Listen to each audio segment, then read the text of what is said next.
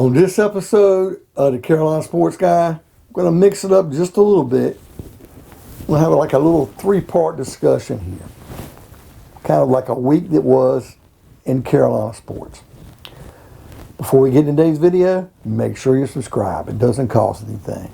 Hit that bell notification to be notified of future videos like this on Charlotte FC, Charlotte Hornets, Carolina Hurricanes. And by all means, folks, leave me some comments. I love the dialogue. All right, first, folks, I was going to do a video today and kind of just talk about this week because it is an exciting time. Here we are in December, and Charlotte FC's held their expansion draft. And, you know, we're moving along here. They can start signing players. Roster starting to fill out. And it's going to be a little bit different. Now, with Bank of America Stadium, you know, the tunnels are kind of done in the middle of the field and ticket pricing. And from what I understand, you know, they've got a really good season ticket base. And they want to break the record for the first game. I think we're going to be playing the LA Galaxy. I know the first overall game we've got the DC United in Washington. But playing the Galaxy at home, it's going to be interesting. And ESPN's going to actually broadcast the game. We're playing Atlanta at home. And I think we're playing maybe Columbus or somebody of that nature. We're playing them on FS1. So we do have some national broadcasted games. The season will start at the end of February, first home games in early March. That's just right around the corner, folks. You're talking about by the time here it is December and in January, kind of filling out our roster. Then you're kind of going into like a training camp or getting everything ready in late January, 1st of February, and then boom, the season's here. Kind of wanted to talk about the kit. You know, for those of you who are not soccer enthusiasts, the kit's nothing more than what they call in hockey a sweater, or in football, basketball, baseball, a jersey. And, you know, they'll have more than one kit for sure. I'm kind of hoping they'll definitely have an all-white or maybe all black if it's later in the season when, you know, kind of like this time of year where it's not hot. But they really did go with the Panther blue, like on a Panther jersey. They had that electric blue as their main kit, their first star kit. And man, folks, you look up here. It is gorgeous. I want one of these. And I think for about $120, $130, you can get the authentic. I know a replica's like $80, $85. The difference I saw with the replica, it has like a white collar, where the authentic has like a black and white trim together.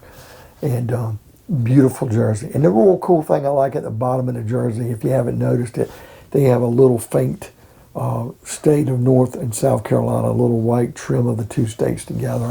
Even though it is Charlotte SC and not Carolina SC, I think it's big to include both states to the Carolinas, you know, like with the Panthers and like the Hurricanes do. And I know Charlotte Hornets is the Charlotte Hornets is basketball, but I still believe that most people in South Carolina do kind of follow the Hornets. You had training camp for many years in Fort Mill.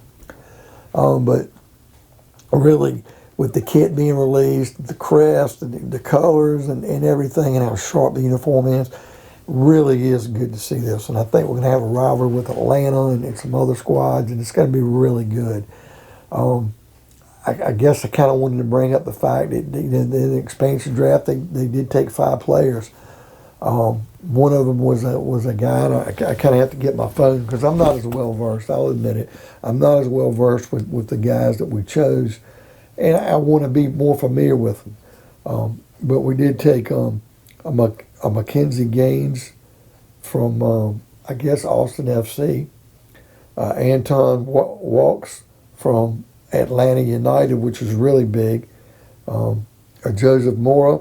I'm trying to remember where he got him from. I didn't write it down. Now, I know we got Tristan Blackman, and he was a big midfielder, and I thought he was a player with a stick and looked good. From the LA Galaxy, the LAFC squad, and we ended up trading him to Vancouver for Gam. In case you don't know what Gam is, it's like it's kind of like Monopoly money. You're basically being allocated this allocated money, journal allocated money. And, you know, you think, oh, David Tepper's got a lot more money than that. It's kind of like playing with a salary cap, but you're given so much. And there's all kinds of things to look at about how many foreign players you got and you're allocated and things like that. And they always transfer players from other squads, from other leagues. But they ended up getting some money to be able to have some flexibility in their schedule. And from my understanding, they got 3 spots for foreign players we haven't even used yet. That's going to be big with the money, the big money. And then we also had another player that we drafted, the last player that we drafted, I believe, Ishmael Tajuri Sharati, I guess. I'm not sure. We might have got him from New York Football Club, in NYFC. Could be wrong. But we ended up trading him away as well. Might have been Columbus. I'm trying to remember where. But I know the Tristan Blackman did go from the LAFC to Charlotte to Vancouver. So we took the 5 guys in the expansion draft, kept 3, got rid of 2 for GAM. There's general allocated money. Then we turn around, and I want to say this just happened today, which by the time you see the video, it's going to be a couple of days. And we ended up making a couple of free agent signings. Yordi Renya from DC United. Looks like a forward that, it's going to really be interesting. And then a defensive player that we ended up getting from Columbus was Harrison Afful, Afful. So picking up a forward, picking up a defenseman. I like some of the speed and some of the talent we're picking up. It's going to be interesting to see how the goaltending plays out and how we fill out this roster. I think we're going to compete right away. We're not going to be the weakest team. But I don't think it's like we're going to be right out there like Atlanta did right away and burn bridges and tear everything apart. I think we're going to be, I wouldn't say middle of the pack. I think we're going to be better than average. But I do think we're going to have to play some lumps and everything. I think the interesting thing is with David Tepper owning Charlotte FC, because the Panthers have struggled since he's had the team. I don't think it's really fair. Because even if Jerry Richardson would have owned the team, the way Marty Herney was running the general manager position and the way Ron Rivera was keeping veterans, and with Cam getting hurt, it's just a matter of time before these aged-out veterans were going to go downhill. Tepper tried to be patient, and maybe he stuck with Herney too long.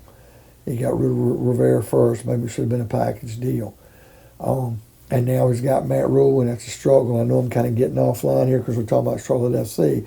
But maybe being able to start from scratch and building Charlotte FC up from the ground up and nobody else's mistake.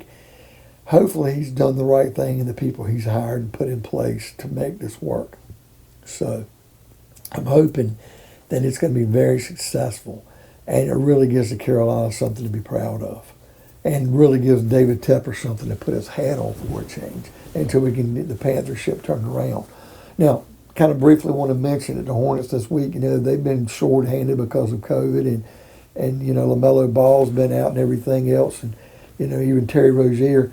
And we had a tough loss to Dallas, but man, we turn around, come back and beat San Antonio pretty good, and San Antonio. And so the Hornets are playing well. If they can play just a little bit better, if they can win a couple more games than normal, I'm in a really good spot for the playoffs this year. And I'm also going to mention the Carolina Hurricanes because Seth Jarvis, a rookie, has been tearing it up. We've had some COVID issues with Sebastian Aho and a couple other guys missing some time. My God, TDA, Tony D'Angelo's played well for us as well. We've had a lot of key contributions. And I really want to talk about the rookie, Jake Drury, getting his first goal the other night. It was very crucial to see him score on his first shift. That was really big time to see. Very happy for him. And the Hurricanes are holding their own and doing well, especially being shorthanded. And, you got to look, they're like 27-1. The one tie was that one overtime loss, San Jose. But it was 7 losses. How many of those games were 2-1? The Seattle game. Early on, we had a game against, my God, I'm trying to remember. We had the first 2-1 loss we had.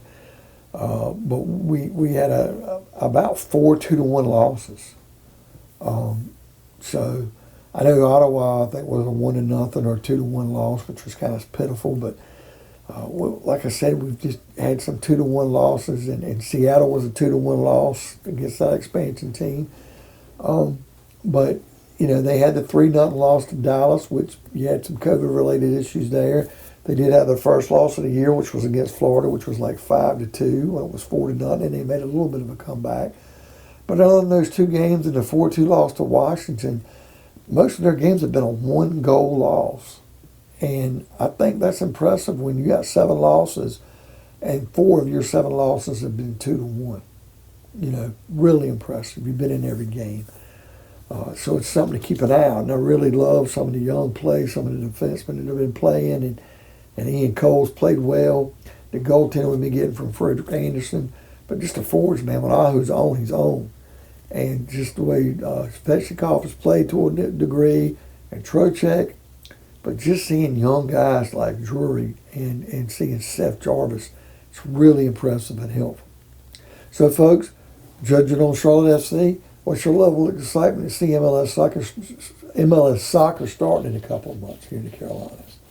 How well do you think the Hornets are doing right now? Do you think they can maintain and keep the playoffs? And what about those Carolina Hurricanes? Do you think this could be the year we can develop and maybe even make it past the Eastern Conference Finals? Leave me some comments. I love the dialogue. Pound that like button.